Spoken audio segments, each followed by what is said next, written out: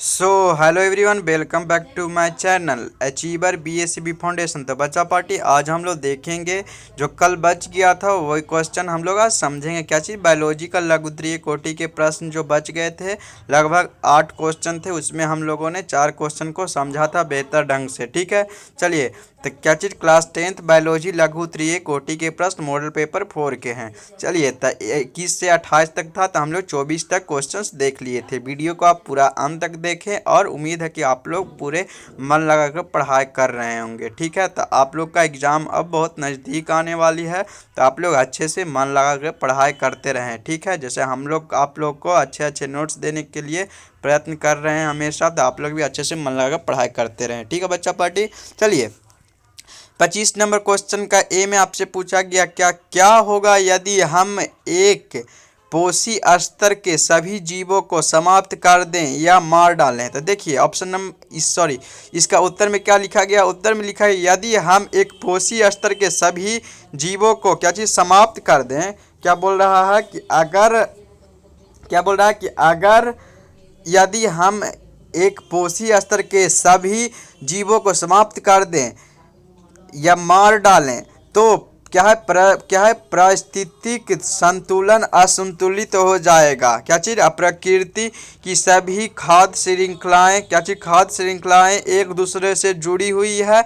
अगर इनमें से एक श्रृंखला को हम पूरी तरह से ख़त्म कर दें तो उस आहार श्रृंखला का संबंध किसी दूसरी श्रृंखला से जुड़ जाता है। यदि आहार श्रृंखला से शेरों को मार दिया जाए तो घास चरने वाले हिरणों की वृद्धि क्या है? अनियंत्रित हो जाएगी। उनकी क्या है? संख्या बहुत अधिक बढ़ जाएगी। उनकी बढ़ी हुई संख्या घास और वनस्पतियों को खत्म कर देगी और यह क्षेत्र रेगिस्तान बन जाएगा। सहारा का रेगिस्तान इसी प्रकार से क्या है? पारिस्थितिक परिवर्तन का उदाहरण है। ठीक है, चलिए अब आगे बढ़ रहे हैं। बी नंबर क्वेश्चन आपसे पूछा गया क्या आहार श्रृंखला से आप क्या समझते हैं?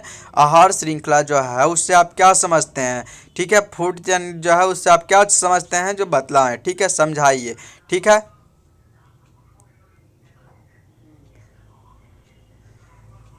चलिए तो देखिए, आहार श्रृंखला में पारिस्थितिक तंत्र में ऊर्जा का एक पथी क्या है? यूनि डायरेक्शनल प्रवाह उसमें स्थित श्रृंखलाबद्ध तरीके से जुड़े जीवों द्वारा होता है।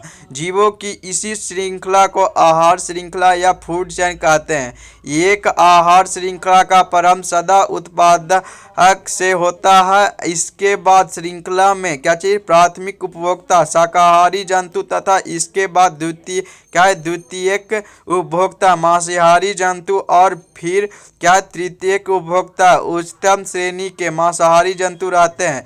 कुछ आहार श्रृंखला में पांचवी या छठी ही कड़ी में होती है। कुछ सामान्य आहार श्रृंखला निम्नलिखित लिखे गए हैं। घास जैसे है तो घास को क्या चीज? ग्रास हॉपर खाता है। फिर ग्रास हॉपर को मेढक खाता है। मेढक को कौन? सर्प स्नेक्स खाता है और स्नेक्स को गिद्ध खाता है। उसी प्रकार शैवाल है तो शैवाल को आप लोग क्या? छोटी जंतु और छोटी जंतु क्या चीज? मछलियाँ खाती है और छोटी मछली को बड़ी मछली और बड़ी मछली को क्या चीज? मांसाहारी पक्षी। देखिए पौधे है तो पौधे को क्या है? कृमि और चिड़िया और बिल्ली। ठीक है, यही आपको फूड चैन है। घास है तो इसको क्या? हिरन है, हिरन को बाघ खाती है। चलिए 26 नंबर क्वेश्चन में आपसे क्या पूछा गया? 26 नंबर में आपसे पूछा गया कि वन संरक्षण के लिए कुछ उपाय सुझाएं। ठीक है, वन संरक्षण जो होता है उसके लिए कुछ उपाय सुझाने के लिए बोल रहा है। देखिए, तो वनों के संरक्षण हेतु वनों का निर्माण वहाँ के मूल निवासियों के हाथ में दे देना चाहिए। इस बात के क्या है पर्यावरण परिणाम है कि स्थानीय निवासी परंपरानुसार वनों के संरक्षण का प्रयास कर रहे हैं। उदाहरण के लिए अमृता देवी बिश्नोई की स्मृति में दिया जाने वाला राष्ट्रीय पुरस्कार, जिन्होंने 1731 में राजस्थान के जोधपुर के पास खेजराली गांव में खेजरी वृक्षों को बचाने हेतु 363 लोगों के साथ अपने आप को बलिदान कर दिया था। ठीक है, संरक्षित क्षेत्रों में पर्यटकों द्वारा अथवा उनकी सुविधा के लिए की गई व्यवस्था से वनों में होने वाली क्षति के बारे में भी सोचना होगा। वनों की प्राकृतिक छवि में मनुष्य का हस्तक्षेप बहुत अधिक है। इस हस्तक्षेप की प्रकृति क्या प्रकृति के एक एवं क्या है सीमा को नियंत्रित करना होगा। वन संसाधनों का उपयोग इस प्रकार करना होगा जो पर्यावरण एवं विकास दोनों के हित में हो। चिपको आंदोलन बहुत तेजी से बहुत से समुदायों में फैला। 1970 के बाद जन संचारण से कभी इसमें योगदान दिया था तथा सरकार को यह सोचने पर मजबूर कर दिया था कि वनों का विनाश से केवल वन की उपलब्धता ही नहीं प्रभावित होना, वन मिट्टी का गुणवत्ता एवं जल स्रोत भी प्रभावित होती है। स्थानीय लोगों की भागीदारी से निश्चित रूप से वनों की प्रबंध की दक्षता बढ़ेगी।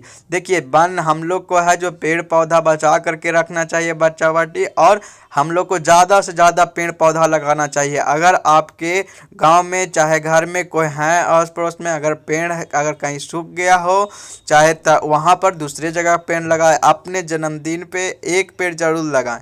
और सरकार भी पहल कर रही है कि जो एक साइड है जो इलेक्ट्रिक पोल रह रहा है और है जो उसके कारण भी और दिक्कत होने के कारण फिर भी है जो रोड के साइड में आपको है जो पौधे लगाए जा रहे हैं, वन संरक्षण आपको है जो किए जा रहे हैं। अब बहुत से फैक्ट्री चाहे जो भी है उसके कारण है जो पेड़ पौधों की कटाई, घर बन रहा है उसके कारण तो शहरों में पेड़ पौधे का है जो नाम तो एकदम ख़त्म हो गया। इसलिए है जो आप लोग गांव में है चाहे कहीं भी हैं तो पेड़ पौधा लगाने का पूरा कोशिश करें। अगर पेड़ पौधा नहीं रहेगा तो शुद्ध ऑक्सीजन नहीं ले पाइएगा। ठीक है बच्चा पार्टी। चलिए 27 नंबर क्वेश्चन आपसे क्या पूछ रहा है। 27 नंबर क्वेश्चन आपसे पूछ रहा है कि जैव आवर्धन से आप क्या समझते हैं। क्या चीज बोल रहा है, जैव आवर्धन से आप क्या समझते हैं। देखिए उत्तर दिएगा बहुत से रासायनिक पदार्थों जैसे कीटनाशक उर्वरक आदि का उपयोग फसलों की उत्पादकता बढ़ाने एवं इन्हें रोगों से बचाने के लिए किया जाता है। आहार श्रृंखला द्वारा ये रसायन विभिन्न पोषक स्तरों में अंततः मानव शरीर की प्रविष्टि हो जाती है। मिट्टी या जल से पौधे के शरीर में क्या सर्वप्रथम इस हानिकारक रसायनों का प्रवेश होता है जो जंतु से क्या दिया गया है, जो जंतु क्या यहाँ पर क्या लिखा गया बच्चा पार्टी, जो जंतु से क्या बोल रहा है यहाँ पर कि अतः मानव से और मिट्टी के जल पौधे के शरीर के सर्वप्रथम हानिकारक और जंतु से होता है और क्या चीज मनुष्य के शरीर में आता है, क्योंकि आहार श्रृंखला में मनुष्य क्या शीर्ष अस्त जीव है। इस क्रिया के दौरान जैव अनिमकीर्णीय नॉन बायोडिग्रेडेबल पदार्थों की मात्रा पहले पोषी स्तर पर दूसरे या अगले पोषी स्तर में क्रमशः बढ़ जाती है। इस क्रिया को क्या चीज़ जैव आवर्धन बायोमैग्निफिकेशन कहते हैं। इसी क्रिया के कारण हमारे खाद्य पदार्थों में हानिकारक रसायन एकत्र हो जाते हैं जिसे पानी से धोने या अन्य तरीकों से अलग नहीं किया जा सकता। इनके सेवन से मनुष्य में विभिन्न प्रकार की बीमारियां पैदा हो सकती है। ठीक है चलिए तो हम लोग समझे 28 नंबर क्वेश्चन एक लास्ट बचा हुआ है 28 नंबर क्वेश्चन, उसको समझते हैं। जल संरक्षण के क्या उपाय हैं। तो देखिए उत्तर में दिया फर्स्ट में राष्ट्रीय नदी संरक्षण योजना द्वारा वर्षा के जल का क्या है हार्वेस्टिंग करके वाहित मल का उपचार क्या है वाहित मल का उपचार और फॉर में कितना उपकार क्या उर्वरकों की सही उपयोग आदि। तो ठीक है तो यही हम लोग समझे। तो आप लोग है जो पूरा मन लगा कर पढ़ाई करते रहे। जो 4 क्वेश्चन बच्चा पार्टी जो बचा हुआ था उसको मैंने समझाने का कोशिश किया। तो आप लोग है जो पूरा मन लगा कर पढ़ाई करते, समय बहुत नज़दीक आ गया है और वीडियो जैसे आप लोग को दिया जा रहा है तो वीडियो को पूरा अंत तक देखें और ज़्यादा से ज़्यादा शेयर करें कि और ज़्यादा से ज़्यादा बच्चे जुड़ें और वो भी अच्छा से अच्छा प्रदर्शन कर सके अपने एग्जाम में। तो ठीक है बच्चा पार्टी तो पूरा मन लगा कर पढ़ाई करते रहें, वीडियो को पूरा अंत तक देखें। यदि चैनल पे पहली बार आए हैं तो चैनल को सब्सक्राइब कर दें और बेल आइकॉन प्रेस कर दें कि वीडियो का सभी नोटिफिकेशन सबसे पहले आपके पास पहुंचे। तो ठीक है बच्चा पार्टी आप लोग पूरा मन लगा कर पढ़ाई करते रहें। तो ठीक है बाय।